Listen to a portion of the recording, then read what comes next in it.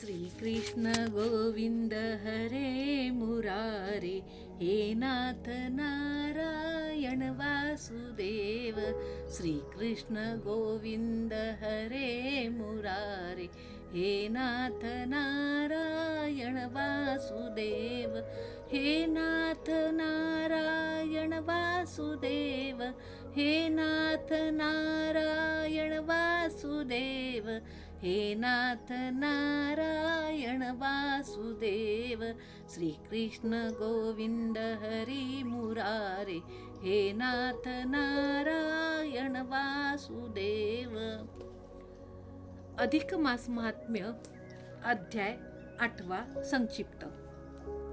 श्री गणेशाय नमः. वाल्मिकी म्हणाले, पुढे सुदेव ब्राह्मण आणि गौतमी यांनी आपल्या हृदयावर दगड ठेवून नित्यकर्मे करीत दिवस घालविले. पुढे असे झाले की मुलाला 12वे वर्ष लागले की काही दिवस लोटले. सुदेव ब्राह्मण दर्भ आणि संविधा आणण्यासाठी वनात गेला असता शुकदेव आपल्या मित्रासह एका मोठ्या विहिरीवर पोहण्यासाठी गेला. सर्वजण विहिरीमध्ये जलक्रीडा करू लागले. मुलांना चुकविण्यासाठी शुकदेव खोल पाण्यात गेला, पण त्याचा श्वास कोंडला गेला व त्याचे प्राण गेले. त्याचा देह तळाशीच अडकून राहिला. पुष्कळ वेळ झाला तरी तो वर येईना. तेव्हा मुले घाबरली. ती आक्रोश करीत शुकदेवाच्या घरी गेली व त्याच्या आईला ओरडून ओरडून सांगू लागली, अहो माई, तुमचा मुलगा शुक पाण्यात पडला हो. गौतमी दुःखाने बेशुद्ध पडली. तेवढ्यात सुदेवही वनातून आला. त्याने हंबरडाच फोडला. पुत्राचे प्रेत बाहेर काढण्यात आले. ते मांडीवर घेऊन सुदेव विहिरीच्या काठावर बसून आक्रोश करू लागला. नाना प्रकारे मुलाच्या आठवणी काढून, त्याच्या सद्गुणांच्या आठवणी काढून तो, कसा रे तू आम्हाला सोडून गेलास, आणि विधाता तरी असा निष्ठुर कसा झाला, असे म्हणत त्याने एकीकडे सतत श्रीहरीला हाका मारणे चालू केले. त्यावेळी आश्चर्य असे की अकाली पाऊस आला. 1 महिन्यापर्यंत सतत पाऊस पडत होता. सुदेव सर्व भान विसरून अन्न पाणी न घेता पावसात सतत भिजत अपार शोक करीत तेथेच बसून देवाचा धावा करीत राहिला. योगायोग असा की ज्या महिनाभर पाऊस पडला तो पुरुषोत्तम मास होता. अशा प्रकारे नकळत सुदैवाकडून त्या महिनाभर नाम, उपवास व हरिनामस्मरण झाले. त्यामुळे हरी प्रसन्न झाला. त्याने त्या मुलाला जिवंत केले आणि त्याला दीर्घायुष्य आहे असे सांगून हरी सुदेवाला म्हणाला, येथे आता तुम्ही पुष्कळ वर्षे सुख भोगाल व पुढील जन्मी तू दृढधन्वा राजा व गौतमी ही तुझी गुणसुंदरी नामक पत्नी होईल. हा तुझा पुत्र शुक पोपटाच्या रूपाने तुला वैराग्याचा उपदेश करील, इत्यादी सर्व भविष्य सांगितले. आपल्या हातून कोणते तप घडले हे अत्यंत आनंदित झालेल्या सुदेवाने विचारले. तेव्हा श्रीहरी काय म्हणाला ते पुढील अध्यायात दिले आहे. अध्याय 8 प्राकृत ओव्या. श्री गणेशाय नमः. सप्तमाध्यायीचे अंती. सुदेव पत्नी गौतमी सती शोकग्रस्त सुदेवाप्रती बोध करीती जाहली. पुढे काय वर्तेले कौतुक, ते वर्णितो ऐका सकळीक. आदी कवी मुनी वाल्मिक दृढधन्वासी सांगती. राजेश्वर ते सुदे समान, गौतमीचे ऐकुनी वचन. सुदेव पावला समाधान, शोक संपूर्ण टाकीला. धैर्य धरुनी उठला त्वरित, श्रीहरीवरी ठेविले चित्त.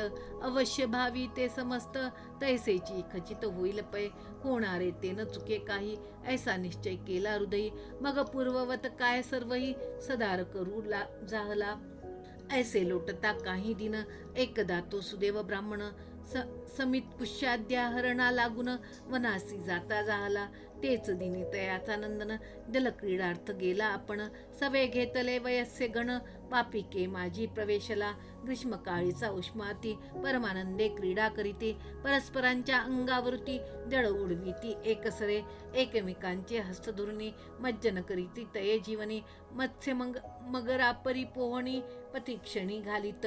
एक पुढे पोहत पडत, दुजे तया धुरू धावत, तव तिजी बुडून अकस्मात पुढच्यास खाली ओढावे, वारंवार येऊनी तिरासी लोटून द्यावे एकमेकांसी, मी म्हणून कुदत त्वरेसी, अंत घेऊन वर येत, पुन्हा पुन्हा जळी बुडून परस्परा काढीती शोधून, अगाध निरी स्थिर राहून एकमेका मर्दित, मारच वाया बुडोनी पळती, एकतळी जाऊनी लपती, एक तिरासी अवलंबिती, आनंद चित्ती न समाये, ऐसे क्रीडती मिळूनी मित्र, प्रारब्ध ओढवले विचित्र, सुदैव द्विजाचा तो पुत्र, शिथिल गात्र जाहला, मित्रवर्गाचे भय तत्क्षण, तया वंचुनी पळावे म्हणून, आपुला श्वास निरोधून, अगाध निरी प्रवेशला, निमिषा माझी गेला तळी, तेथे सर्व शक्ती लोपली, सकळ अंगे विकळ झाली, पुढे उपाय चालेना, उदरा माझी शिरले पाणी, तत्काळ प्राण गेला निघोनी, कलेवर जड होऊनी, तळीच लागून राहिले, बहुत वेळ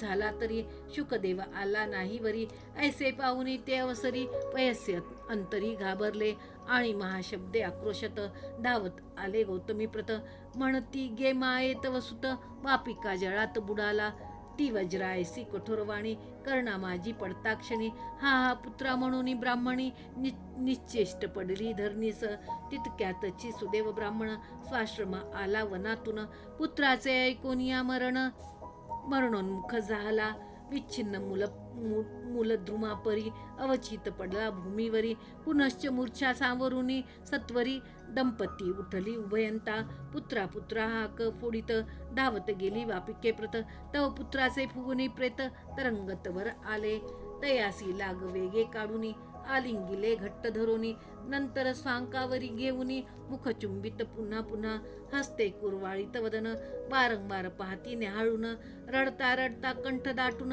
सुदैव वचन बोलत, म्हणे गावत्सा तान्ह्या बाळा, सत्वर उठ वेल्हाळा, मजशी बोलूनी शुभ बोला, दुःख निरसी सकळीक, नेत्र उघडून या मज पाही, मना लागी आनंद देई, तुझ विना आम्ही उभयंताही, परदेशी आता जाहलो, आम्हा वृद्धांसी टाकूनी जाणे, योग्य नव्हे तुझ कारणे, तुझ वाचून आमचे जीणे, व्यर्थ जाणू गुणवंता, बाहे तुझे मित्र समस्त, पाचारिती अभ्यासार्थ, उपाध्यायही अध्यापनार्थ, हाक मारितो पाहे पा, तू सर्व गुण निधान बाळ, आता व्यर्थ न दवडी काळ, निजून झाली वाढ वेळ, उठ सत्वरी, तुझ टाकूनी मी जात नाही, आम्हा गृहांचे प्रयोजन काही, तुझ विना आता गृह सर्वही, शून्य वनापरी झाले, वनीही मी न करी गमन, तयाचे काय प्रयोजन, तुझ विना आता आम्हा लागून, प्रिय नाही काहीच, आजपर्यंत म्या कदाही, निंद्य कर्म नाचरिले काही,